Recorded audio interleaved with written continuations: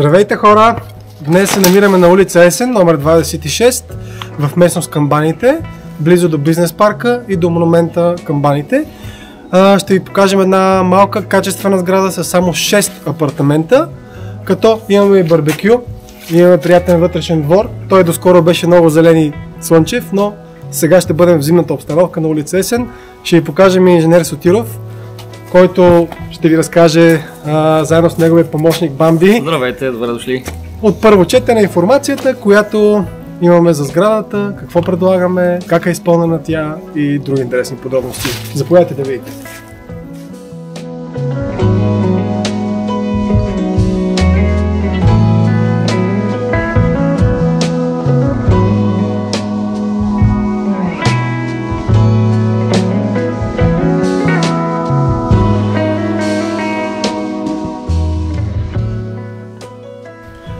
Вече се намираме в апартамент 5, който е с 3 бани, 3 спални, всекидневен планински бокс, мезонет с въздушно поре и има изложение юго-исток, което ни открива панорама към две планини, насам и насам към Витоша.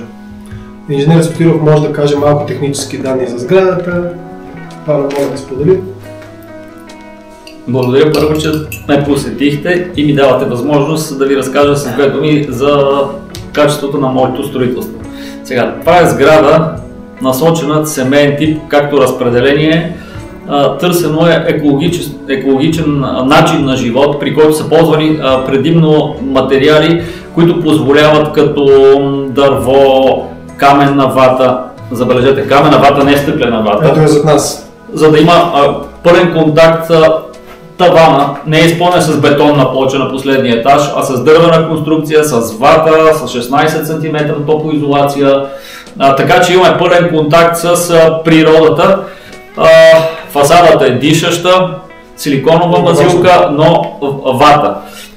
Покрива по същия начин е изпълнен с вата, с дървена конструкция, метална керамида на фирма Линда, 60 години гаранция. Доста сериозно, не е покрива е вентилиран, не е стандартния покрив, така че дава допълнителна защита лятото срещу топлина и зимата срещу загуби на топлина. Има доста особености, качеството на бетона е доста по-високо, марката на бетона, който е ползвана. При дограмата е използвана втора каса, може да забележите, допълнителна черна каса от XPS, независимо че има вата, за да се защитиме от термомост, който почти винаги се получава в контакта в ъгъла между дограмата и стената. Дограмата е изпълнена троен стъклопакет, композитни пакети, които са направени от 4 сезона стъкло, газ стъкло и бяло стъкло с две камери, да се постигне максимална защита. Дограмата е профил на RHO 6 камери, възможно най-високия клас. Както виждате, етажната височина е доста голяма. Погледнете за какво става въпрос. Тук започваме от 2,80 и стигаме в най-високата си част на 4,40 на това помещение. Елате се убедете сами. Благодарим.